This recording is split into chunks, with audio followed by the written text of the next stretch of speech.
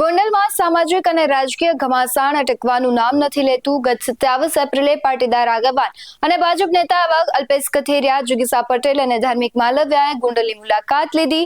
આ મુલાકાતમાં અલ્પેશ કથિરિયાએ ગોંડલને મિર્ઝાપુર સાથે સરખાવ્યું અને સમગ્ર મામલે બંને પક્ષના સમર્થકો સામસામે આવી ગયા અને જે પ્રમાણે તેનું વાતાવરણ છે એ તંગ થઈ ગયું હતું.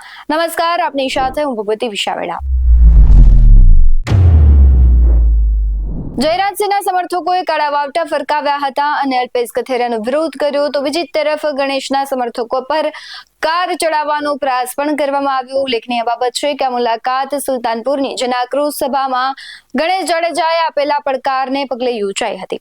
આ ઘટનાક્રમ વચ્ચે ગઈકાલે રાજકોટ જિલ્લાના બની ગજેરા કેસમાં પોલીસ કસ્ટડીમાં રહેલા પિયુષ રાદડિયાની તબિયત લથડતા તેને રાજકોટની ખાનગી હોસ્પિટલમાં દાખલ કરવામાં આવ્યા હતા. જેના ખબર અંતર પૂછવા માટે આવેલા જિગીસા પટેલે જયરાજસિંહ જાડેજા અને ગણેશ ગોંડલ પર આક્ષેપો કરતા કહ્યું હતું કે પિતા પુત્ર સામે જે પડે તેને ફસાવવા માટેની મોડસ ઓપરેન્ડી કરવામાં આવે છે. તો બીજી જ તરફ અલ્પેશ કથિરિયાએ ગૃહ રાજ્યમંત્રી હર્ષ સંઘવીને મળીને ગોંડલની સ્થિતિથી વાકેફ કર્યા હતા.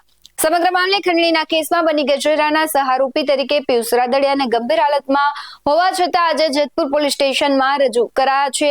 ત્યારે આપણી સાથે ફોન લાઈન પર આ મામલે જોડાઈ ગયા છે જિગીસા પટેલ. જિગીસાબેન, ખાસ કરીને અત્યારે પિયુષ રાદડિયાની હાલત ગંભીર છે, તેમ છતાં તેને જેતપુર ગ્રામ્ય પોલીસ સ્ટેશન ખાતે હાજર કરવામાં આવ્યા છે. શું કહેશો?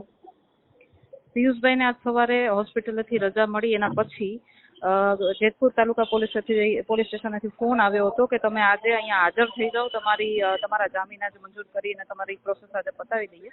પરંતુ જ્યારે અમે અહીંયા હાજર થઈએ છીએ ત્યારે અહીંયાથી એવું કહેવામાં આવી રહ્યું છે કે આજે જામીનની પ્રોસેસ થશે નહીં, સાહેબ છે નહીં, એવું કરી અને કહેવામાં આવી રહ્યું છે. એટલે હવે આગળની જે કંઈ પ્રોસેસ હશે હું તમને આગળ જણાવીશ. જિગીસાબેન, પહેલા કહેવામાં આવે છે કે તમે પોલીસ સ્ટેશનમાં હાજર થઈ જજો ને પછી એવું કહેવામાં આવે છે કે અત્યારે સાહેબ હાજર નથી, તો તેના વિશે આપનું શું કહેવું છે?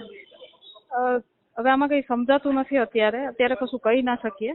દિવસના અંત સુધીમાં જો આજે જામીનની પ્રોસેસ થઈ જતી હોય તો અમે પોલીસ સાથે કોઓપરેટ કરવા માટે તૈયાર છીએ અને પોલીસે પણ સમજી અને એમની હાલત જે કંઈ પણ છે એમની એ સમજી અને કોઓપરેટ કરવું જોઈએ. જિગીસા પટેલ પણ આ સમયે પિયુષ રાદડિયાની સાથે જેતપુર પોલીસ સ્ટેશનમાં હાજર રહ્યા. પિયુષ રાદડિયાની તબિયત અત્યંત ગંભીર હોવા છતાં તેને હોસ્પિટલથી ખસેડીને જેતપુર પોલીસ સ્ટેશનમાં હાજર કરાયા હતા. ત્યારે પોલીસ પર અનેક અત્યારે પ્રશ્નો ઉઠી રહ્યા છે. આ મુદ્દે તમારું શું કહેવું છે? કમેન્ટ કરી જરૂરથી જણાવજો. આવા જ વધુ અહેવાલો સાથે ફરી મળતા રહીશું. તમે અમારી યુટ્યુબ ચેનલને સબસ્ક્રાઇબ કરવાનું, અમને ફેસબુક અને ઇન્સ્ટાગ્રામ પર ફોલો કરવાનું ભૂલશો નહીં. બાકી નવી અપડેટ્સ મેળવવા માટે જોતા રહો BS9 TV ન્યૂઝ. નમસ્કાર.